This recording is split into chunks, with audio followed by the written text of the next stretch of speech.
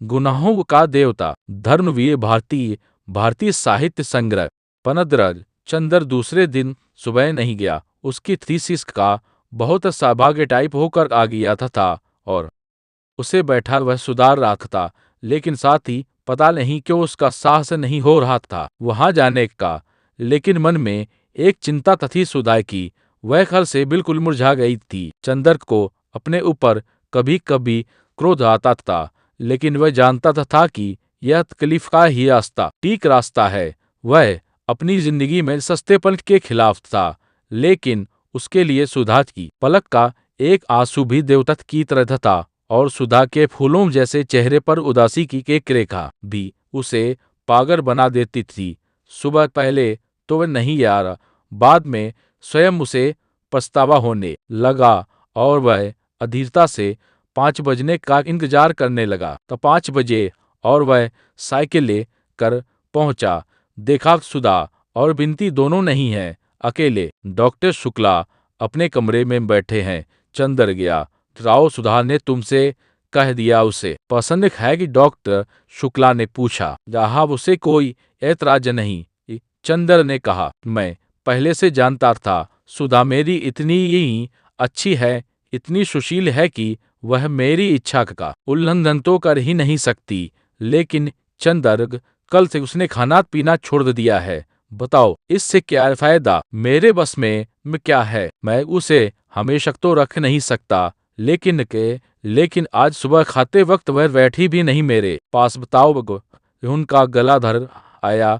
अब बताओ मेरा क्या कसूर है? चंदर चुप था। कहाँ है सुधा? चंदर ने पूछा। गैरेज में मोटर ठीक कर रही है। मैं इतना मना किया कि धूप में तब जाओगी, लू लग जाएगी, लेकिन मानी ही नहीं। तब इस झल्लाहट से मुझे ऐसा लगता है। जिवेद्य पिता के कातर स्वर में डॉक्टर ने कहा। जाओ चंद्र, तुम ही समझाओ, मैं क्या कहूँ? चंदर उठकर गया। मोटर गैरेज में काफी गर्मी थी, लेकिन बिनती वहीं चराई बिछाए पड़ी सो रही थी और सुधा इंजन का कवर उठाए मोटर साफ करने में लगी हुई थी। बिनती बेहोश सो रही थी। तकिया चटाई से हटकर जमीन पर चला गया था और चोटी फर्श पर सोई हुई नागिन की तरह पड़ी थी। बिनती का एक हाथ छाती पर था और एक हाथ जमीन पर। आंचल रहकर चादर बरिया था। चंदर के जाते ही सुधा ने मुंह फेर कर देखा।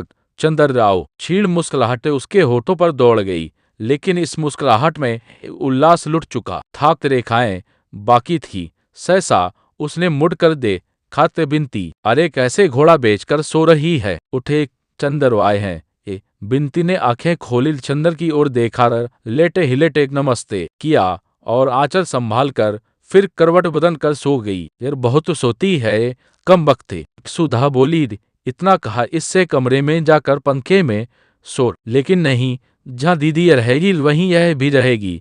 मैं गैरेज में यूं तो यह ऐसे कमरे में रहे, वहीं मरेगी जहां मैं मरूंगी। तो तुम ही क्यों गैरेज में थी? ऐसी क्या जरूरत थी कभी की करने की? चंदर ने कहा।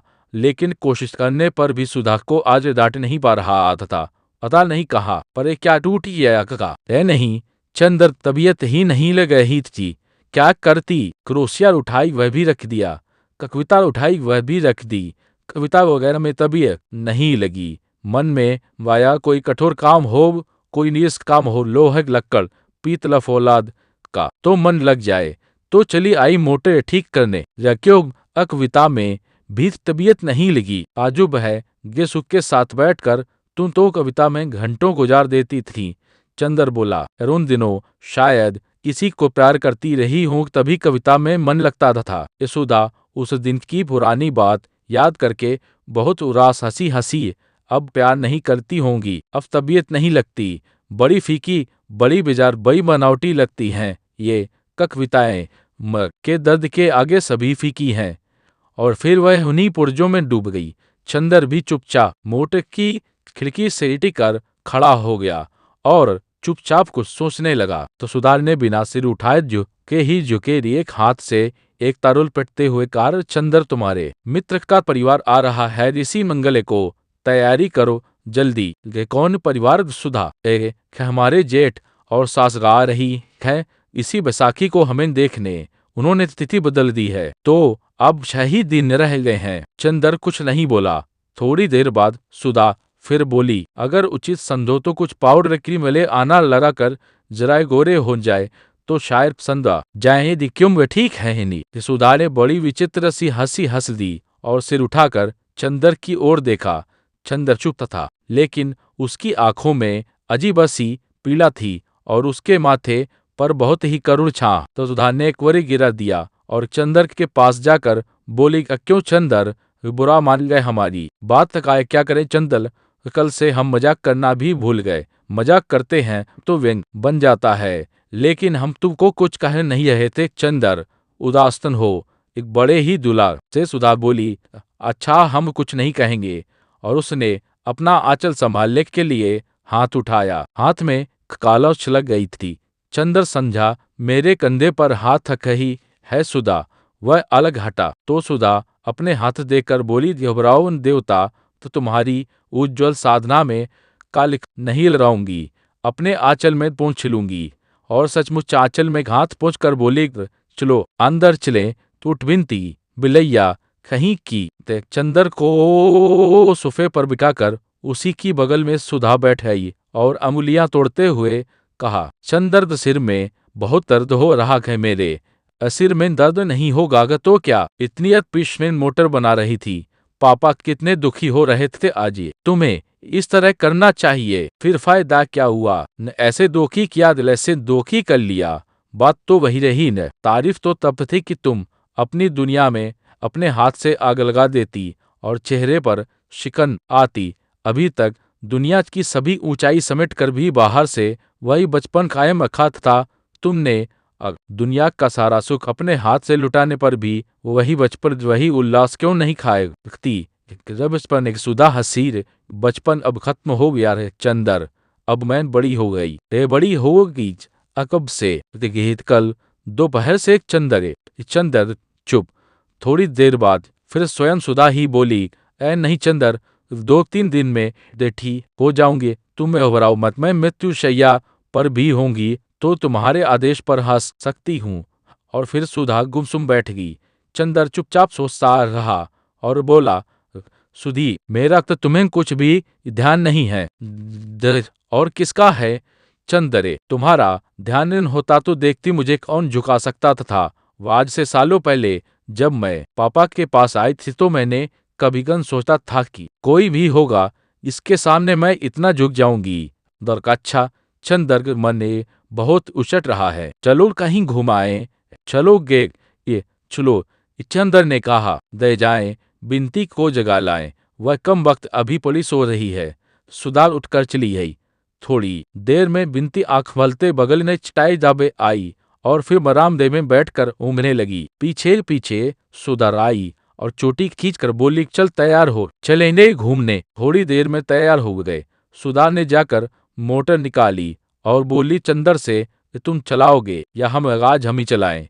चलो, वह किसी पेड़ से लड़ा दे मोटर आज दे दे। अरे बाप रे! पीछे बिनती चिल्लाई थे, तब हम नहीं जाएंगे। तो सुधा और चंदर दोनों ने मुड़कर उसे देखा और उसकी घबराहट देखकर दंग रहे हैं। ऐ नहीं, मरेगी नहीं तू, सुधा ने कहा और आगे बैठ गई। बिनती, तू पीछे बैठेगी? सुधा ने पूछा। रन भैया, मोटर चलेगी तो मैं गिर जाऊंगी। अरे कोई मोटर के पीछे बैठने के लिए थोड़ी कह रही हूँ, पीछे की सीट पर बैठेगी, सुधा ने पूछा। ये रो, मैं समझी तुम कह रही हो पीछे बैठने के लिए, जैसी बग्घी में साइस बैठते हैं। हम तुम्हारे पास बैठेंगे, बिनती ने मचल कर कहा। अब तेरा बचपन इठला रहा है, बिल्ली कहीं की चलेगा मेरे पास। बिनती मुस्कुराती हुई जाकर सुधा के बगल में बैठ गई। सुधा ने उसे दुलार से पास खींच लिया। चंदर पीछे बैठा तो सुधा बोली, अगर कुछ हर्जन समझो तो तुम भी आगे आ जाओ, या दूरी रखनी हो तो पीछे ही बैठो। चंदर आगे बैठिया, बीच में बिनती, इधर चंदर उधर सुधा। मोटर चली तो बिनती चीखी, अरे मेरे मास्टर साहब! चंदर ने देखा बिसरिया चला जा रहा था, आज नहीं पढ़ेंगे। तथ चंदर ने चिल्ला कर कहा। सुधा ने मोटर रोकी नहीं। चंदर को बेहद अचरज हुआ जब उसने देखा कि मोटर पम्मी के बंगले पर रुके। अरे यहाँ क्यों? चंदर ने पूछा। यूं ही, सुधा ने कहा। राजमन हुआ कि मिस पम्मी से अंग्रेजी कविता सुने। क्यों अभी तो तुम कह रही थी कि कविता पढ़ने में आज तुम्हारा मन ही नहीं लग रहा है। तो कुछ का खो मत चंदर, आज मुझे जो मन में गायद कर लेने दो। मेरा सिर बेहद दर्द कर रहा है और मैं कुछ समझ नहीं पाती क्या करूं।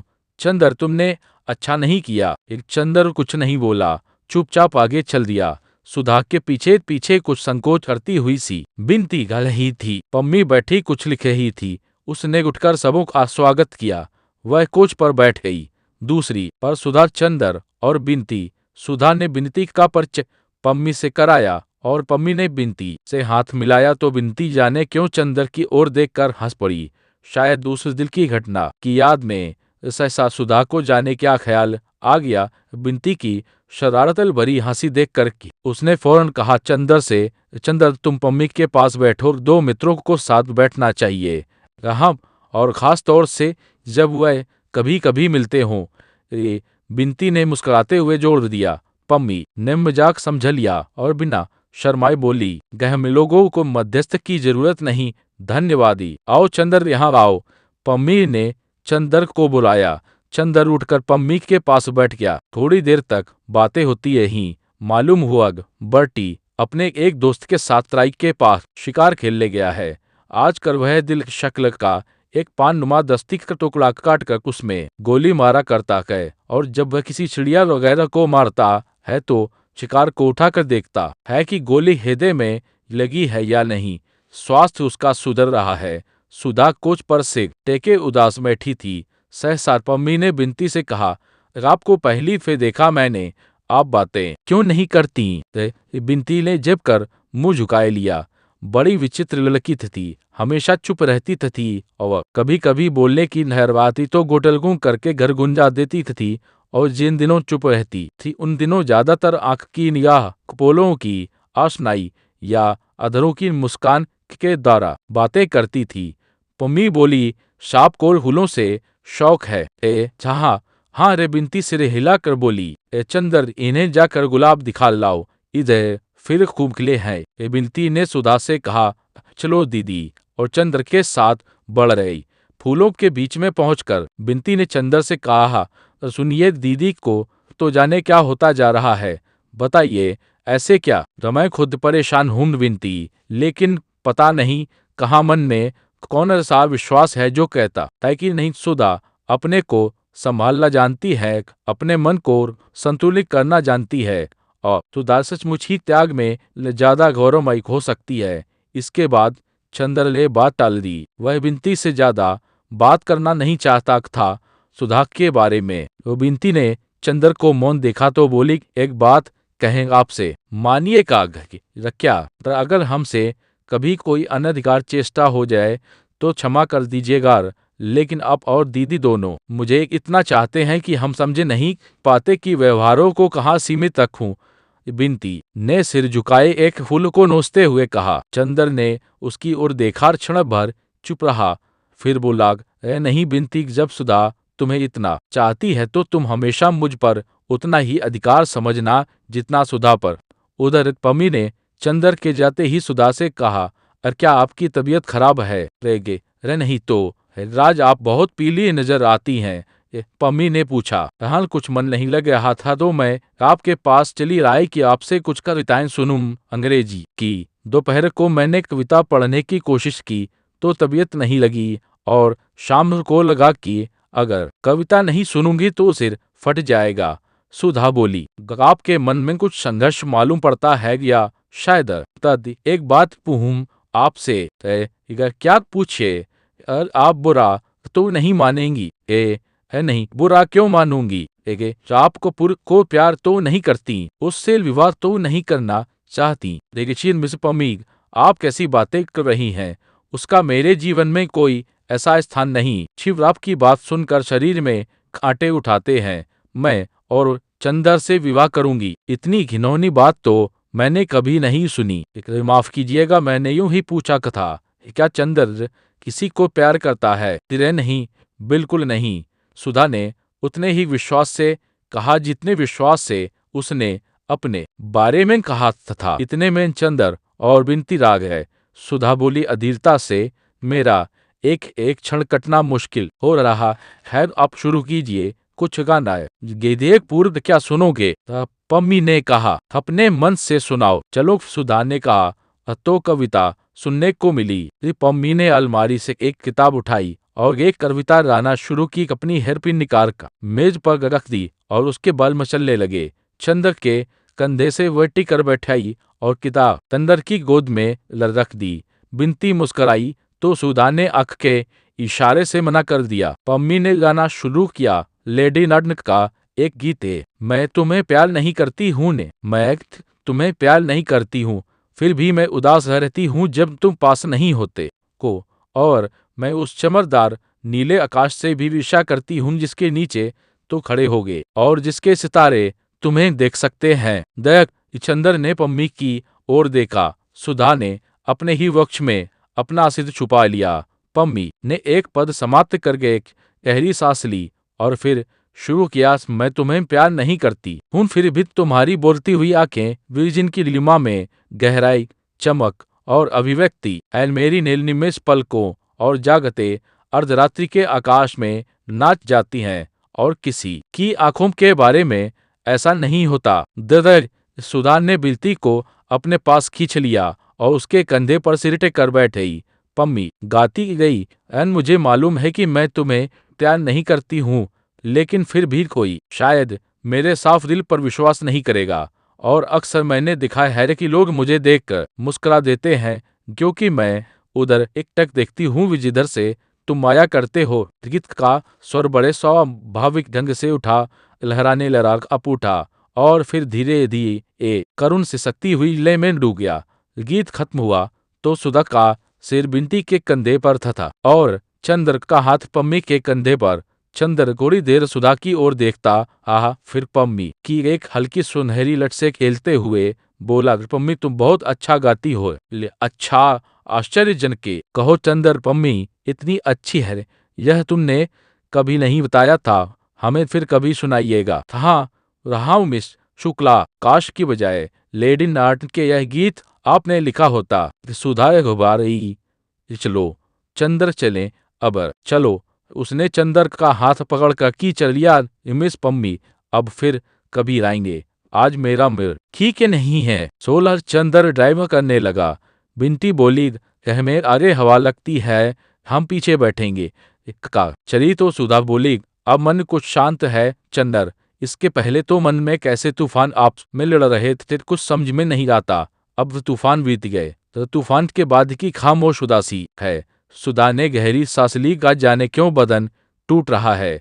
बैठे ही बैठे बदन उमेटते हुए कहा। दूसरे दिन चंद्र गया तो सुधा को बुखार आ गया था, अंदर अंदर जैसे टूट रहा हो और आंखों में ऐसी तीखी जलन की मानो किसी ने अंगारे भर दिए हों। रात भर वह बेचैन रही, आधी पागल सी रही। उसने तकिया, चादर, पानी का गिलास सभी उठाकर फेंक दिया। बिनती को कभी बुलाकर पास बिठा लेती, कभी उसे दूर धकेल देती। डॉक्टर साहब परेशान रात भर सुधा के पास बैठे, कभी उसका माथा, कभी उसके तलवों में बर्फ मलते रहे। डॉक्टर घोष ने बताया, यह कल की गर्मी का असर है। बिनती ने एक बार पूछा, चंद्र को बुलवा दे, तो सुधा ने कहा, है नहीं मैं मर जाऊं तो मेरे ही तेजी नहीं। बिनती ने ड्राइवर से कहा, चंद्र को बुला लाओ। तो सुधा ने बिगड़ कर कहा, क्यों तुम सब लोग मेरी जान लेने पर तुले हो? और उसके बाद कमजोरी से हांफने लगी। ड्राइवर चंद्र को बुलाने नहीं आया। जब चंद्र पहुंचा तो डॉक्टर साहब रात भर के जागरण के बाद उठकर नहाने धोने जा रहे थे। पता नहीं सुधा को क्या हो गया, कल से इस वक्त तो कुछ शांत है, पर रात भर बुखार और बेचैनी रही है और एक ही दिन में इतनी चिड़चिड़ी हो गई है कि बस। ये डॉक्टर साहब ने चंद्र को देखते ही कहा। चंद्र जब कमरे में पहुंचा तो देखा कि सुधा आंख बंद किए हुए लेटी है और बिनती उसके सिर पर आइसक बैग रखे हुए है। सुधा का चेहरा पीला पड़ गया है और मुंह पर जाने कितनी ही रेखाओं की उलझन है, आंखें बंद हैं और पलकों के नीचे से अंगारों की आँच छनकर आ रही है। चंद्र की आट पाते ही सुधा ने आंखें खोली, अजब सी आगने निगाहों से चंद्र की ओर देखा और बिनती से बोली, बिनती इनसे कह दो जाएं यहाँ से बिनती स्तब्ध चंद्र नहीं समझा पास आकर बैठ यार बोलाग सुधाग क्यों पर रही मैंने कहा था ताकि गैरेज ने मोटर साफ मत करो परसों इतना रोई सिर पटकर कर धूप खाई आज पढ़ रही कैसी त्रियत है जेसुदा उधर खिसक गई और अपने कपड़े समेट लिए जैसे चंद्र की छाछ से भी बचना चाहती है और तेज अकड़ी और हाफती हुई आवाज में बोली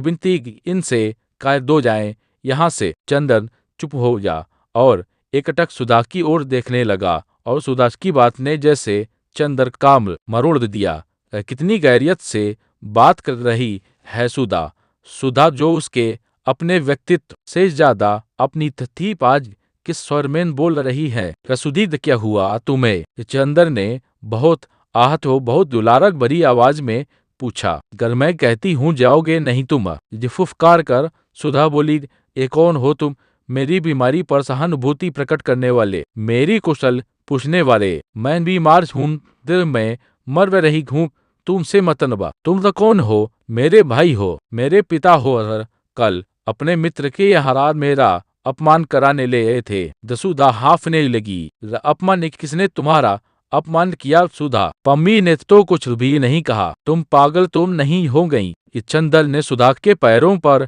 हाथ रखते हुए कहा ये पागल हो नहीं गई तो हो जाऊंगी उसने पैर हटा लिए थे तुम पम्मी गिरसुद पापा डॉक्टर सब लोग मिलकर मुझे पागल कर दोगे पापा कहते हैं ब्याह करो पम्मी कहती है मत करो गेसु कहती है तुम प्यार करती हो और तुम कुछ भी नहीं कहते तुम मुझे इस नरक में बरसों से सुलगते देख रहे हो और बजाय इसके कि तुम कुछ हो तुमने मुझे खुद इस भट्टी में ढकेल दिया तब चंद्र में पागल हूं मैं क्या करूं सुधा बड़े कतर स्वर में बोली चंद्र चुप था सिर्फ सिर झुकाए हाथों पर माथा रखे बैठा था सुधा थोड़ी देर हाफती रही फिर बोली अरे तुम्हें क्या हक था कल पम्मी के यहाँ ले जाने का उसने क्यों कड़गीत में कहा कि मैं तुम्हें प्यार करती हूँ सुधा बोली चंद्र ने बिनती की और देखा कि क्यों बिनती से मैं कुछ नहीं छिपाता क्यों पम्मी ने कल कहा मैं तुम्हें प्यार नहीं करती मेरा मन मुझे धोखा नहीं दे सकता मैं तुमसे सिर्फ जाने क्या करती हूँ विदिफिदे पम्मी ने कल ऐसी बात क्यों कही मेरे रोम रोम में जाने कौन सा ज्वालामुखी दधक उठता है ऐसी बातें सुनकर तुम क्यों पम्मी के यहाँ ले गए जी तुम खुद गई थी सुधा चंद्र बोला तो तुम रोक नहीं सकते थे तुम कहे जेते मत जाओ तो मैं कभी जा सकती थी तुमने क्यों नहीं रोका तुम हाथ पकड़ लेते तुम डांट देते तुमने क्यों नहीं डांटा एक ही दिल में मैं तुम्हारी गैर हो गई गैरे हूं तो फिर क्यों मैं हो जाओ यहाँ से मैं कहती हूँ जाओ यहाँ से दांत पीसकर सुधार बोली तो सुधार मैं तुम्हारी बोली नहीं सुनना चाहती जाते हो कि नहीं जजल और सुधा ने अपने माथे पर सिर उठाकर आयसत बैग फेंक दिया बिनती चौंक उठी चंदर चौंक उठा उसने मुड़कर सुधा की ओर देखा सुधा का चेहरा डरावना लग रहा था उसका मन रो आया वह उठा क्षण भर सुधा की ओर देखता रहा और धीरे धीरे कमरे से बाहर चला गया वरामदे के सोफे पर आकर सिर झुकाकर बैठ गया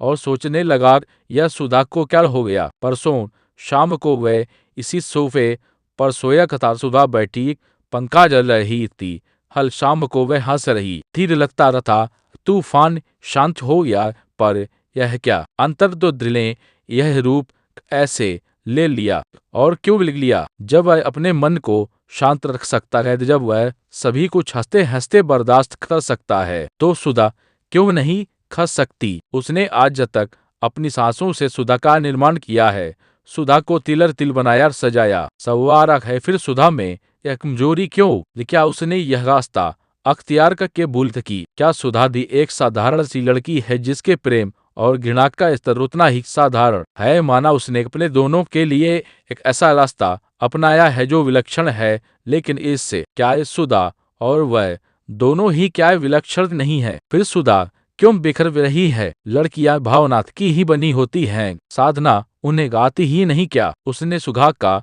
गलत मूल्यांकन किया था क्या सुधार इस तलवार की धार पर चलने में असमर्थ साबित होगी यह तो चंद्र की हारत थी और फिर सुधा ऐसी ही रही तो सुधा चंद्र की आत्मा है इसे अब चंद्र खूब अच्छी तरह पहचान गया तो क्या अपनी ही आत्मा को घुट डालने की हत्या का पाप चंद्र के सिर पर है। ये तो क्या त्याग मात्र लाम ही है? क्या पुरुष और नारी के संबंध का एक ही रास्ता है? प्रलय, विवाह और तृप्ति, पवित्रता का त्याग और दूरी क्या संबंधों को, विश्वासों को जिंदा नहीं रहने दे सकते? तो फिर सुधा और पम्मी में क्या अंतर है? क्या सुधा के कहने के इतने समीप रहकर सुधा के व्यक्तित्व में घुलन मिलेकर और आज सुधा को इतने अंतर पर डालकर चंद्र पाप कर रहा है, तो क्या फूल को तोड़कर अपने ही बटन होल में लगा लेना ही पुण्य है?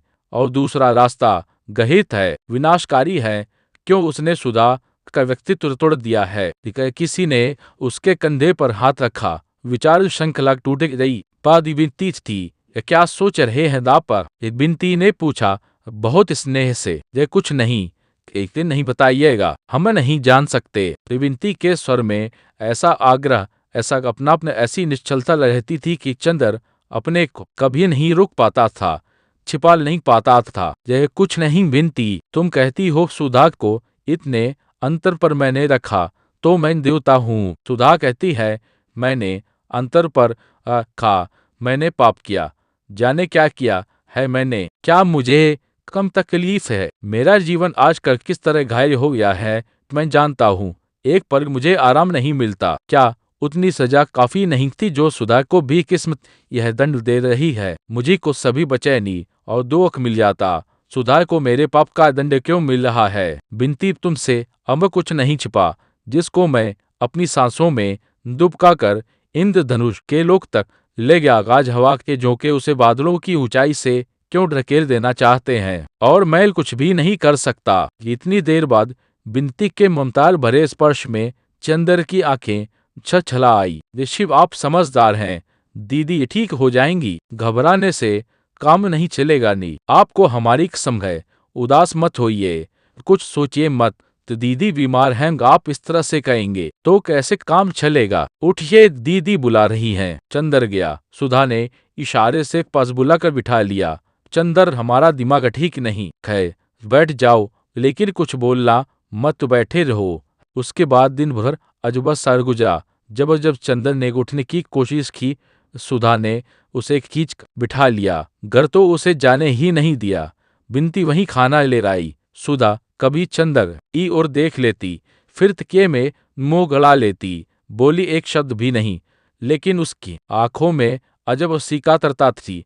पापा लाए, घंटों बैठे रहे, पापा चले है तो उसने चंद्र का हाथ अपने हाथ में ले लिया, करवट बदली और तकिए पर अपने पोरों से चंद्र की हथेली दबाकर लेटी रही। पलकों से कितने ही गरम गरम आंसू छलक गालों पर फिसल कर चंद्र की हथेली भिगोते रहे। चंद्र चुप रहा, लेकिन सुधा के आंसू जैसे अंशों के सहारे उसके हृदय में उतर गए, और जब हृदय डूबने लगा तो उसकी पलकों पर उतर गए।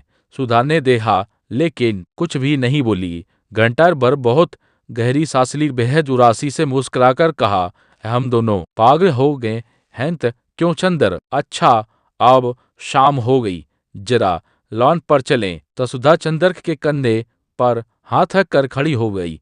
बिनती ने द्वार दी थर्मामीटर से बुखार देखा, बुखार नहीं था।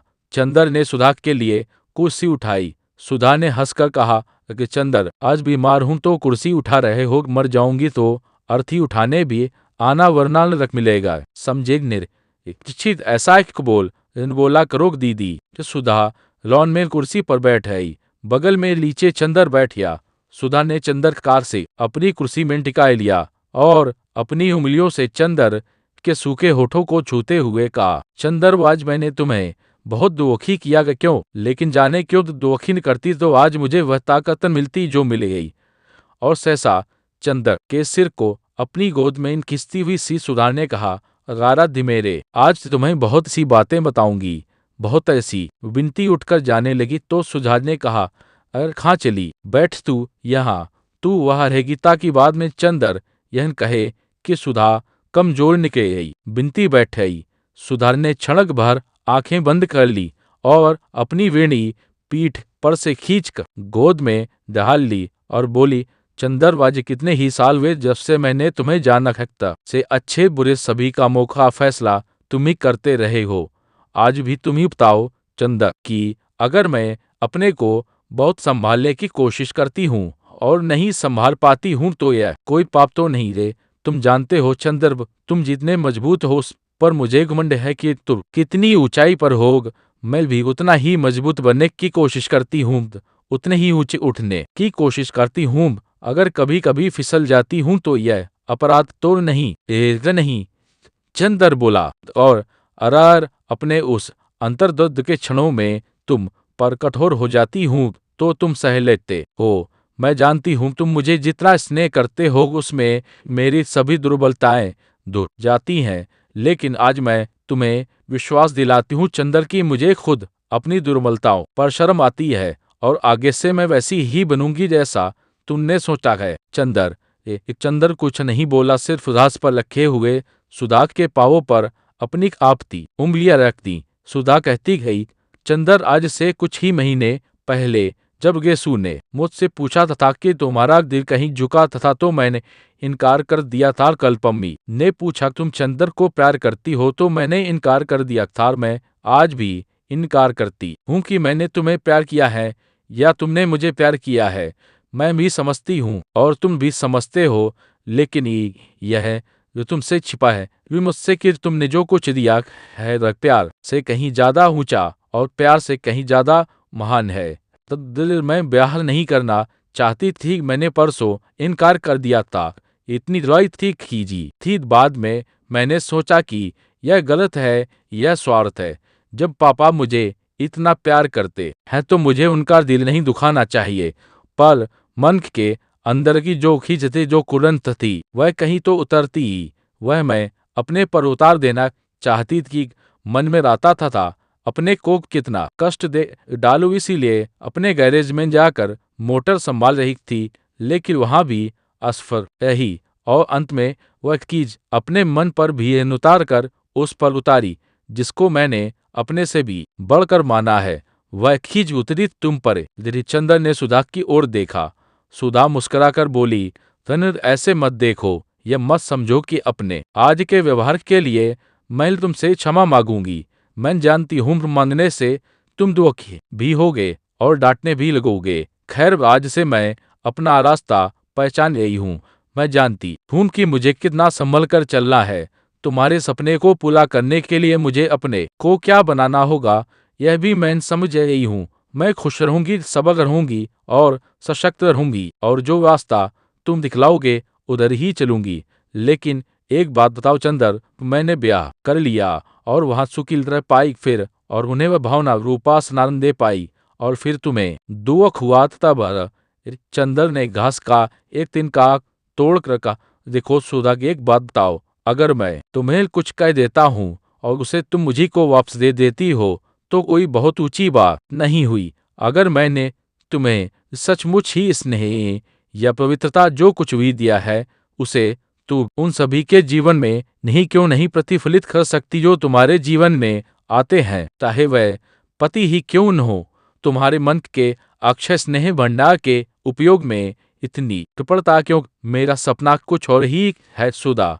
आज तक तुम्हारी सांसों के अमृत ने ही मुझे यह सामग्री दी कि मैं अपने जीवन में कुछ कर सकूं, और मैं भी यही चाहता हूं कि मैं तुम्हें वह स्नेह दूं जो कभी घटे ही न। जितना बात और उतना बढ़े, और इतना मुझे विश्वास है कि तुम यदि स्नेह की एक बूंद दोगे तो मनुष्य क्या से क्या हो सकता है। अगर वही स्नेह रहेगा तो तुम्हारे पति को कभी कोई असंतोष क्या हो सकता है। और फिर कैलाश तो कितना अच्छा लड़का है और उसका जीवन इतना ऊंचा कि तुम उसकी जिंदगी में ऐसी लगोगी जैसे अंगूठी में ही हीरा। और जहां तक तुम्हारा अपना सवाल है कि मैं तुमसे भीख मांगता हूं कि अपना सब कुछ खोकर भी अगर मुझे कोई संतोष रहेगा तो यह देखकर कि मेरी सुधा अपने जीवन में कितनी ऊंची है। मैं तुमसे इस विश्वास की भीख मांगता हूँ। यीशु मुझसे बड़े हो चंदर, ऐसी बात नहीं कहते, लेकिन एक बात है, मैं जानती हूँ कि मैं चंद्रमा हूँ सूर्य की किरणों से ही जिसमें चमक आती है। तुमने जैसे आज तक मुझे संवारा है, आगे भी तुम अपनी रोशनी अगर मेरी आत्मा में भरते गए तो मैं अपना भविष्य भी नहीं पहचान सकूंगी। समझे? समझार पगली कहीं की। थोड़ी देर चंदर चुप बैठा।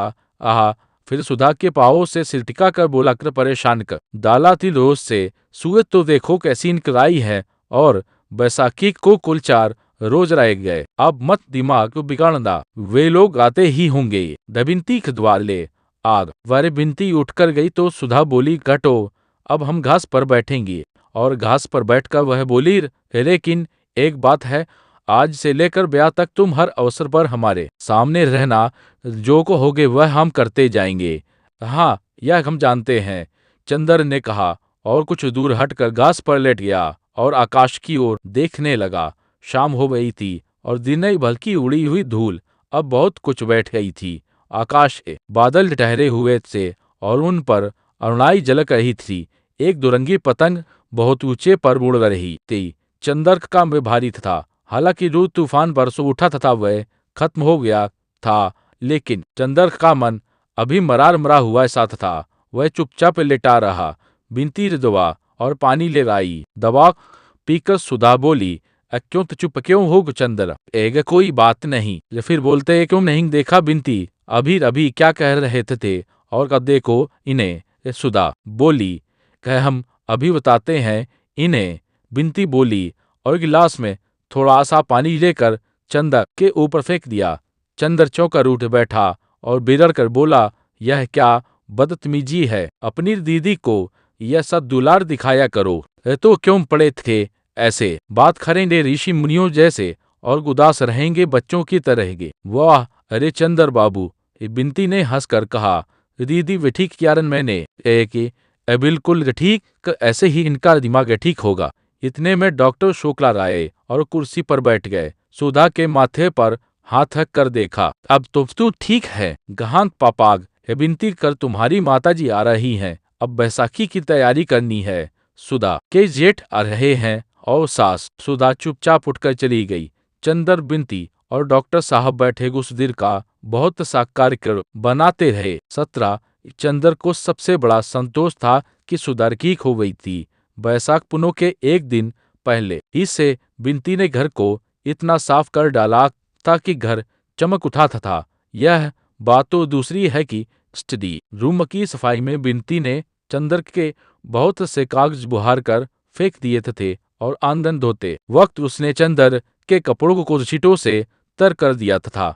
उसके बदले में चंद्र ने बिनती को डांटा था और सुधा देखकर हंस रही थी और कह रही थी, तुम क्यों चिढ़ रहे हो? तुम्हें देखने थोड़े ही आ रही हैं हमारी सास। बैसाखी पुनों की सुबह डॉक्टर साहब और बुआ जी गाड़ी लेकर उनको लीवा लाने गए थे। चंद्र बाहर बरामदे में बैठा अखबार पढ़ रहा था और सुधा अंदर कमरे में बैठी थी। अब 2 दिन उसे बहुत दबल ढकर रहना होगा। वह बाहर नहीं घूम सकती थी, क्योंकि जाने कैसे और कब उसकी सास साथ जाएं और देख लें। बुआ उसे समझा गई थी और उसने एक गंभीर आज्ञाकारी लड़की की तरह मान लिया था और अपने कमरे में चुपचाप बैठी थी। बिनती कड़ी के लिए बेसन फेंट रही थी और महराजी ने रसोई में दूध चढ़ा रखा था। सुधा चुपके से आयद किवाड़ की गाड़ से देखा कि पापा और बुआ की मोटर आ तो नहीं रही है। जब देखा कि कोई नहीं है तो आकर चुप्पे से खड़ी हो गई और पीछे से चंद्र के हाथ से अखबार ले लिया। चंद्र ने पीछे देखा तो सुधा एक बच्चे की तरह मुस्कुरा दी और बोली, क्यों चंद्र, हमने ठीक है इन्हें ऐसे ही है ना? देखा तुम्हारा कहना मानते हैं न हम। कहा सुधी, तभी तो हम तुमको कितना दुलार करते हैं गेरे। लेकिन चंद्र एक बार अजरो लेने दो, फिर उनके सामने नहीं रोसकेंगे। और सुधा का गला रुंध गया और आंख चला आई। ऋक्षिक वसुधाद ततः हे चंद्र ने कहा, जा चाल नहीं ददद। और झटके से सुधा ने आंसू पोंछ लिए। इतने में गेट पर किसी कार का भोंपू सुनाई पड़ा और सुधा भागी। अरे ये तो पम्मी की कार है। चंद्र बोला। सुधा रुक गई। पम्मी ने पोर्टिको में रख कार रुकी। हेलो मेरे जुड़वा मित्र, क्या हाल है तुम लोगों का? और हाथ मिलाकर बेतकल्लुफी से कुर्सी खींच कर बैठ गई। दकीने अंदर ले चलो चंद्र, वरना अभी वे लोग आते होंगे। सुधा बोली, नहीं मुझे बहुत जल्दी है, आज शाम को बाहर जा रही हूँ। बटी अब मसूई चला रहा है तो वहां से उसने मुझे भी बुलाया है। उसके हाथ में कहीं शिकार में चोट लग गई है? मैं तो आज जा रही हूँ। तो सुधार बोली, हमें ले चलिएगा ले चलिए का पूर्व तुम भी चलो भी जुलाई में लौट आना। पम्मी ने कहा, जब अगले साल हम लोगों की मित्रता की वर्षगांठ होगी तो मैं चलूंगा। चंदर ने कहा, अच्छा विदा। पम्मी बोली।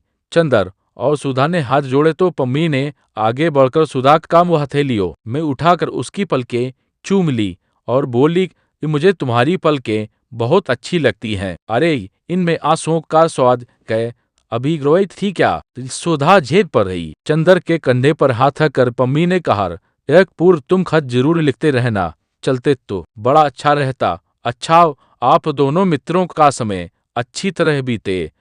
और पम्मी चल दी। थोड़ी देर में डॉक्टर साहब की कार गई। सुधा ने अपने कमरे के दरवाजे बंद कर लिए। बिंती ने सिर पर पल्ला रख लिया और चंदर दौड़कर बाहर गया।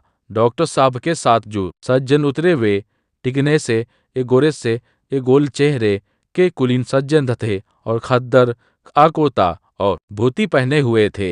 हाथ में एक छोटा सा सरी बैग था।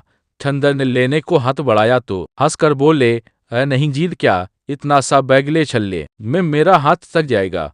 आप लोग तो खातिर करके मुझे महत्वपूर्ण बना देंगे। ये सब लोग स्टडी रूम में गए। वहीं डॉक्टर शुक्ला ने परिचय कराया, ये हमारे शिष्य और लड़के प्रांत के होनहार अर्थशास्त्री चंद्र कुमार कपूर और आप शाहजहांपुर के प्रसिद्ध कांग्रेसी कार्यकर्ता और म्युनिसिपल कमिश्नर श्री शंकर लाल मिश्र।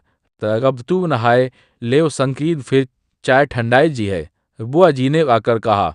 आज बुआ जी ने बहुत दिनों पहले की बूटीदार साड़ी पहन रखी थी और शायद वह खुश थी क्योंकि बिनती को डांटे नहीं। नहीं, मैं तो वेटिंग रूम में नहा चुका, चाय मैं पीता नहीं, खाना ही तैयार कराइए। और घड़ी देखकर शंकर बाबू बोले, तो मुझे जरा स्वराज भवन जाना है और 2 बजे की गाड़ी से वापस चले जाना है और शायद उधर से ही चला जाऊंगा। उन्होंने बहुत मीठे स्वर से मुस्कुराते हुए कहा, यह तो अच्छा नहीं लगता कि आप आए भी और कुछ रुके नहीं। डॉक्टर शुक्ला बोले, मैं खुद रुकना चाहता था लेकिन माँ जी की तबीयत तो ठीक नहीं है। कैलाश भी कानपुर लिया हुआ है, मुझे जल्दी जाना चाहिए। बिनती ने लाकर थाली रखी। चंदल ने आश्चर्य से डॉक्टर साहब की ओर देखा। वे हंसकर बोले, भाई यह लोग हमारी उधर है चूतर पाक नहीं मानते। शंकर तुम्हारे संप्रदाय के हैं दी यहीं कच्चा खाना खा लेंगे, लेने ब्राह्मण कहते हैं तो किरिस्तान है, हमरो धर्म बिगाड़ नहीं गाय के। बुआ जी बोली। बुआ जी ने ही यह शादी तय कराई थी। लड़का आया था और दूर के रिश्ते से वे कैलाश और शंकर की भाभी लगती थी। शंकर बाबू ने हाथ धोए और कुर्सी खींचकर बैठ गए। चंदल की ओर देखकर बोले, गाइए घोनहर डॉक्टर साहब आप तो मेरे साथ खा सकते हैं, दे नहीं आप खाइए। चंदर ने तकल्लुफ करते हुए कहा, अजी वाह, मैं ब्राह्मण हूँ, शुद्ध मेरे साथ खाकर आपको जल्दी मोक्ष मिल जाएगा। कहीं हाथ में तरकारी लगी रह गई तो आपके लिए स्वर्ग का फाटक फौरन खुल जाएगा। खाओ। 2 कौर खाने के बाद शंकर बाबू ने बुआ जी से कहा, यही बहू है जो लड़की थाली रख धाई थी। अरे राम खो तो हमार छोरी है बिनती। पैचनत्तो ने पिछले साल तो मुन्ने के विवाह में दे के हो बोर। बुआ जी बोली। शंकर बाबू कैलाश से काफी बड़े थे लेकिन देखने में बहुत बड़े नहीं लगते थे। खाते पीते बोले, डॉक्टर साहब लड़की से कहिए रोटी दे जाए, मैं इसी तरह देख लूंगा और ज्यादा तदक भड़क की कोई जरूरत नहीं। डॉक्टर साहब ने बुआ जी को इशारा किया और वे उठकर चली गईं। थोड़ी देर में सुधा आई, सादी से धोती पहने, हाथ में रोटी लिए दरवाजे पर रख हिचकी फिर आकर चंदर से बोली, रोटी लोगे? और बिना चंदर की आवाज सुने रोटी चंदर के आगे कर बोली, और क्या चाहिए? या मुझे कड़ी चाहिए। शंकर बाबू ने कहा। सुधा रही और खड़ी ले आई, शंकर बाबू के सामने रख दी। शंकर बाबू ने आंखें उठाकर सुधा की ओर देखकर सुधा ने निगाहें नीची कर ली और चली गई। ये बहुत अच्छी है लड़की, शंकर बाबू ने कहा। इतनी पढ़ी लिखी लड़की में इतनी शर्म लिहाज नहीं मिलती। सचमुच जैसे आपकी एक ही लड़की थी, आपने उसे खूब बनाया है। कैलाश के बिल्कुल योग्य लड़की है। यह तो ये डॉक्टर साहबा की शिष्टा प्रबल होती है, वरना हमारा कहाँ सौभाग्य था। जब से मेरी पत्नी मरी भी से माताजी ऐलाश के विवाह की जिद कर रही हैं। ऐलाश अंतर्जातीय विवाह करना चाहता था, लेकिन हमें तो अपनी जाति में नहीं इतना अच्छा संबंध मिलैया। तो तोहरे अबहिन कौन बैस हवा रही, तू हो काहे नहीं बहुरिया लयोतियो। सुदीक के अकेले मन लगी बोली जी बोले। शंकर बाबू कुछ नहीं बोले। खाना खाकर उन्होंने हाथ धोए और घड़ी देखी। अब थोड़ा सोलू जाने दीजिए, आइए बातें करें हम और आप। उन्होंने चंदर से कहा। 1 बजे तक चंदर शंकर बाबू से बातें करता रहा और डॉक्टर साहब और सुधार वगैरह खाना खाते रहे। शंकर बाबू बहुत हंसमुक्त थे और बहुत बातूनी दी। चंदर को तो कैलाश से भी ज्यादा शंकर बाबू संद आए। बातें करने से मालूम हुआ थे कि शंकर बाबू की आयु अभी 30 वर्ष से अधिक की नहीं है।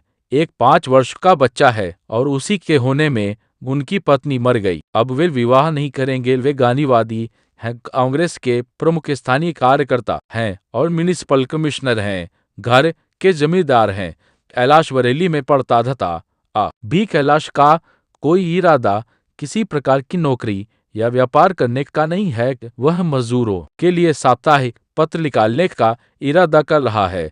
वह सुधा को बजाय घर पर रखने के अपने साथ रखेगा, क्योंकि वह सुधा को आगे पढ़ाना चाहता है।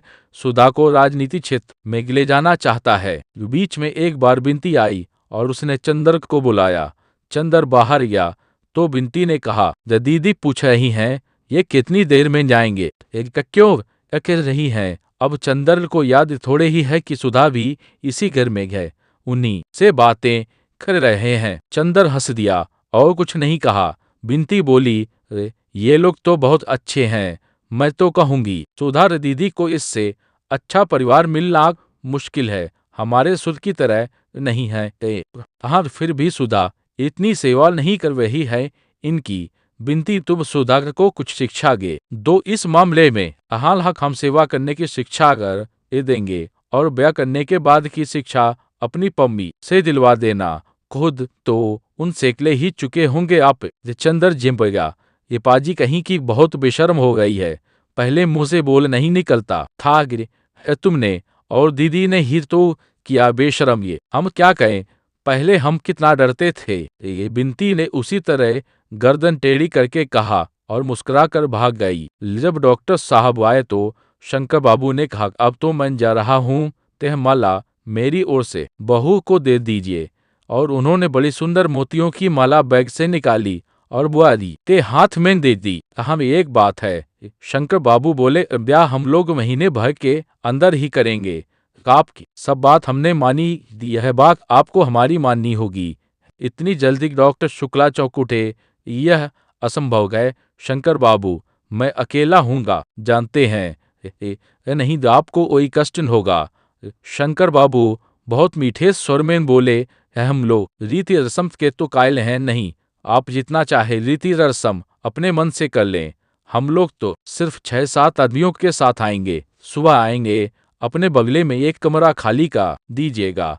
शाम को अगवानी और विवाह कर दें। दूसरे दिन 10 बजे हम लोग चले जाएंगे। डीएल नहीं होगा। डॉक्टर साहब बोले, हमारी तो अकेली लड़की है और हमारे भी तो कुछ हौसले हैं। और फिर लड़की की बुआ तो यह कभी भी नहीं स्वीकार करेंगी। देखिए, मैं आपको संधार दूं का ऐलान शादियों में तलक बढ़क के सख्त खिलाफ है। पहले तो वह इसलिए जाति में विवाह नहीं करना चाहता था, लेकिन जब मैंने उसे भरोसा दिलाया कि बहुत सादा विवाह होगा तो भी वह राजी हुआ। इसीलिए इसे आप मान ही लें। फिर विवाह के बाद तो जिंदगी पड़ी है।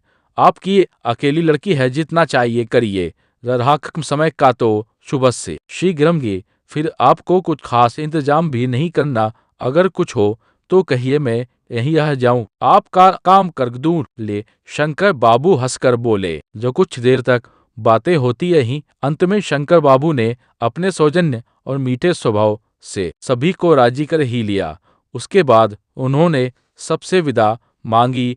चलते वक्त बुआ जी और डॉक्टर सावद के पैर छुए थे, अंदर से हाथ मिलाया और शंकर बाबू सबका मंजीत चले गए। बुआ जी ने माला हाथ में ली, उसे उलटक पलट कर देखा और बोली, एक उवायर है जूता खोए, एक टठोका के तस्माए के चले गए, और एक गहरी सांस लेके चली गईं। डॉ साहब ने सुधा को बुलाया, उसके हाथ में वह माला रखकर उसे चिपटा लिया। सुधा पापा की गोद में मुंह छिपाकर रो पड़ी। उसके बाद सुधा चली गई और चंद्र डॉक्टर साहब और बुआ जी बैठे शादी के इंतजाम की बातें करते रहे। यह तय हुआ कि अभी तो इन्हीं की इच्छानुसार विवाह कर दिया जाए, फिर यूनिवर्सिटी खोलने पर सभी को बुलाकर अच्छी दावत वगैरह दे दी जाए। यह भी तय हुआ है कि बुआ जी रौजाक अनाज देगी बढ़िया और नौकर वगैरह का इंतजाम कर लाएं और 15 दिन के अंदर लौटाएं। अगवानी ठीक 6 बजे शाम को हो जाए और सुबह के नाश्ते में क्या दिया जाए, यह सभी डॉक्टर साहब ने तय कर डाला। लेकिन निश्चय यह किया जाए कि चूंकि आदमी बहुत कम आ रहे हैं, अतः सुबह शाम के नाश्ते का काम यूनिवर्सिटी के किसी रेस्तरां को दे दिया जाए। इसी बीच में बिनती खरबूजा और शरबत लाकर आका खाई और चंदर ने बहुत आराम से शरबत पीते हुए पूछा, किसने बनाया है? कि सुधा दीदी ने। दराज बड़ी खुश मालूम पड़ती है, चीनी बहुत कम छोड़ी है। चंदर बोला। बुआ और बिनती दोनों हंस पड़ी। थोड़ी देर बाद चंदर उठकर भीतर गया तो देखा कि सुधा अपने पलंग पर बैठी सामने एक किताब रखे जाने क्या देख रही है और सामने वह माला पड़ी है। चंदर गया और बोला, सुधार आज मैं बहुत खुश हूँ। तो सुधा ने आंखें उठाई और चंदर की ओर देखकर मुस्कुराने की कोशिश की और बोली, मैं भी बहुत खुश हूँ। क्यों बते हो गया? इसलिए बिनती ने पूछा। नहीं, चंदर बहुत खुश है इसलिए। और एक गहरी सांस लेकर किताब बंद कर दी। यह कौन सी किताब है सुधा? चंदर ने पूछा। जय कुछ नहीं, इस पर उर्दू के कुछ अशार लिखे हैं जो गेसु ने सुनाए थे। सुधा बोली। चंदर ने बिनती की ओर देखा और कहा, बिनती कैलाश तो जैसा है वैसा ही है, लेकिन शंकर बाबू की तारीफ मैं कर नहीं सकता। क्या राय है तुम्हारी? साहत है तो सही दीदी, इतनी सुखी रहेंगी कि बस। दीदी हमें भूल मत जाना समझी, बिनती बोली, और हमें भी मत भूलना सुधा। चंद्र ने सुधा की उदासी दूर करने के लिए छिड़ते हुए कहा, घाव तुम्हें भूले बिना कैसे काम चलेगा? सुधा ने और भी गहरी सांस लेते हुए कहा और एक आंसू वालों पर फिसल ही राया, अरे पगली, तुम सब कुछ अपने चंद्र के लिए कर वही हो, उसकी आज्ञा मान कर वही हो। फिर यह हासू कैसे छिले और यह माला सामने रखे क्या कर रही हो? चंद्र ने बहलाया। माला तो दीदी इसलिए सामने रख के थी कि बतलाऊं। बिनती बोली, असल में रामायण की कहानी तो सुनी है चंद्र तुमने। रामचंद्र ने अपने एक भक्त को मोती की माला दी तो वह उसे दांत से तोड़कर देख रहा था कि उसके अंदर राम नाम है या नहीं। सोए माला सामने रख कर देख रही थी कि इसमें कहीं चंद्र की झलक है या नहीं। इच्छू फली लहरी कहीं किए। सुधा हंस पड़े, बहुत बोलना आ गया है। ये सुधा ने हंसते हुए बनावटी गुस्से से कहा। फिर सुधा तकिए से टिककर बैठ गई। आज गेसु नहीं है, मुझे गेसु की बहुत याद आ रही है। यह क्यों? इसलिए कि आज उसके का ई शेर याद आ रहे हैं। एक दफे उसने सुनाया था, ये आज फिजा खामोश है क्यों? हर जरे को आखिर होश है क्यों? या तो तुम ही किसी के होवंस के एक, या खुद तुम्हारा होवंस का। किसी की अंतिम पंक्ति है, मौजूद भी हमारी होंस की, तूफाल भी हमारा होंस का। देर के वाह, यह पंक्ति बहुत अच्छी है। चंद्र ने कहा, ताज गेसु होती तो बहुत सी बातें करते। सुधा बोली, देखो चंद्र, जिंदगी भी क्या होती है, आदमी क्या सोचता है और क्या हो जाता है। आज से 3-4 महीने पहले मैंने क्या सोचा था? क्लासरूम से भागकर हम लोग पेड़ के नीचे लेटकर बातें करते थे तो मैं हमेशा कहती थी मैं शादी नहीं करूंगी, पापा को समझा लूंगी। उस दिन क्या मालूम था कि इतनी जल्दी वे के नीचे गर्दन डाल देनी होगी और पापा को भी जीत कर इसी दूसरे से हार जाना होगा। अभी उसकी तय भी नहीं हुई और महीने भर बाद मेरी पर सुधा थोड़ी देर चुप रही और फिर और दूसरी बात उसकी जो मैंने तुम्हें बताई थी, उसने कहा था जब किसी के कदम हट जाते हैं सिर के नीचे से तर मालूम होता है कि हम किसका सपना देख रहे थे। पहले हमें भी नहीं मालूम होता था कि हमारे सिर किसके कदमों पर झुक चुके हैं। याद है मैंने तुम्हें बताया था, तुमने पूछा था, याद है? चंद्र ने कहा, बिनती उठकर चली गई, लेकिन सुधा या चंदर किसी ने ध्यान भी नहीं दिया। चंदर बोला, लेकिन सुधा, इन सब बातों को सोचने से क्या फायदा, आगे का रास्ता सामने है कि बढ़ो। जहाँ सोच तो है ही देवता मेरे, कभी कभी जाने कितनी पुरानी बातें मन में आ ही जाती हैं, और मन करता है कि मैं सोचती ही जाऊं। जाने क्यों मन को बड़ा संतोष मिलता है।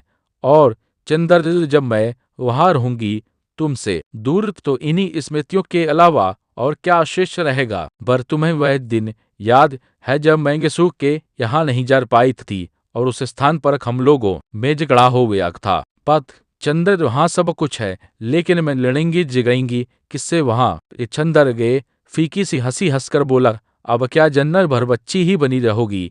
कहाँ चंदर, चाहती तो रही थी, लेकिन जिंदगी तो जबरदस्ती सब सुख छीन लेती है और बदले में कुछ भी नहीं देती।